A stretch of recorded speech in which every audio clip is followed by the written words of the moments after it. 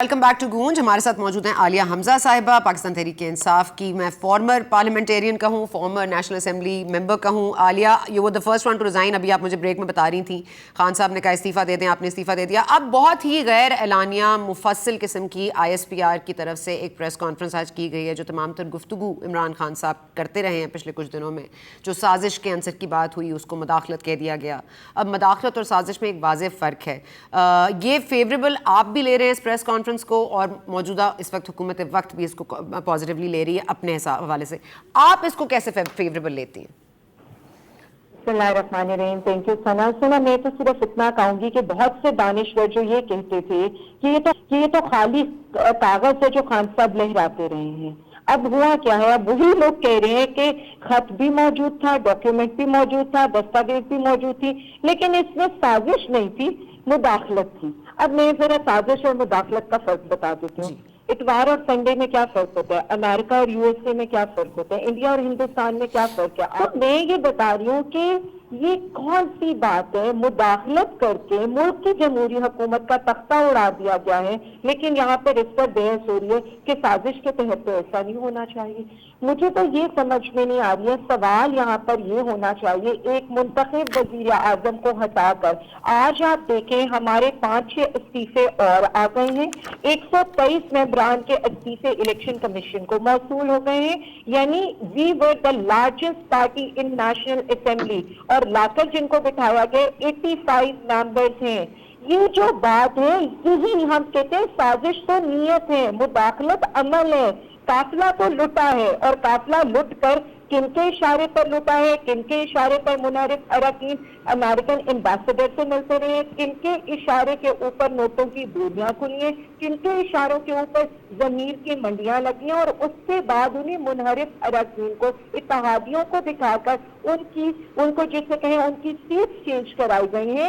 माना है, आज मैं ये बताऊं, पाकिस्तान तहरीक इंसाफ का इमरान खान साहब का बयानिया, पहला बयानिया जो हम जिस तक को कतरी खत कहा जाता था, उसकी वैलिडेशन हुई है। दूसरी चीज साजिश कहें, मुदाखलत कहें, लेटेंट इंटरफेरेंस कहें, उसकी हुई है। चौथी चीज अनडिप्लोमेटिक लैंग्वेज यूज हुई है, जिस पर ऑफिशियली दिमाश भेजा गया। पांचवी चीज जो खान साहब ने कहा था निकलते वक्त, अपनी एक अकलौती डायरी लेकर PM ऑफिस से निकलते वक्त, कहीं कोई रह तो नहीं गया मेरे अगेंस्ट, मेरे खिलाफ कोई रह तो नहीं गया। तो आज मैं आपको इतना बता दूं कि मैं पाकिस्तानी अवाम, पाकिस्तानी यूथ जाग रही है।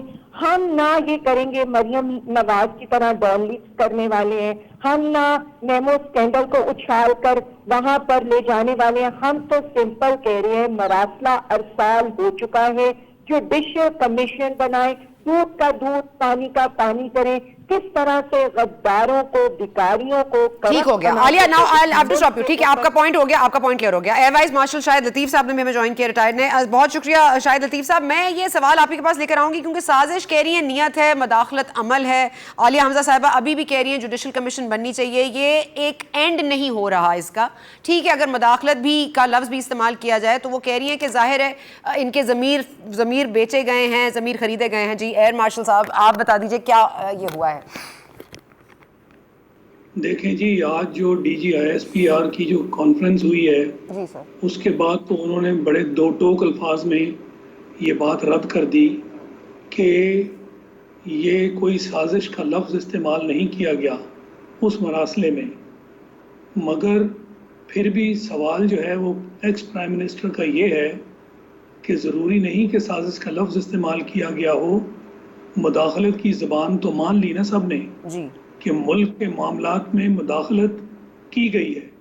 तो मैं ये समझता हूँ कि अगर दूध का दूध पानी का पानी करना है तो इस पर एक कमीशन बनाया जाए। ठीक है, आप रीइंफोर्स कर रहे हैं इस पॉइंट को। जी, और उस कमीशन में ऐसे लोग हों जिन पर वाकई कोई उंगली ना उठे। जैसे पहले भी हम इस तरह के कमीशन बनाकर कुछ चीज़ें जो हैं उनकी हकीकत ढूंढते रहे हैं, तो इसमें कोई हर्ज नहीं है एक कमीशन बनाया जाए, ताकि क्योंकि अवाम में भी इस वक्त ये तासर जो है वो फैला हुआ है कि पाकिस्तान के साथ एक साजिश की गई है जिसके तहत हुकूमत हटाई गई है। तो मैं ये समझता हूँ कि ताकि तारीख़ में कोई इस तरह का इबहम ना रह जाए तो एक कमीशन बना देना चाहिए, ताकि वो कमीशन इस बात को once and for all black and white में पूरी कौम के सामने ले आए।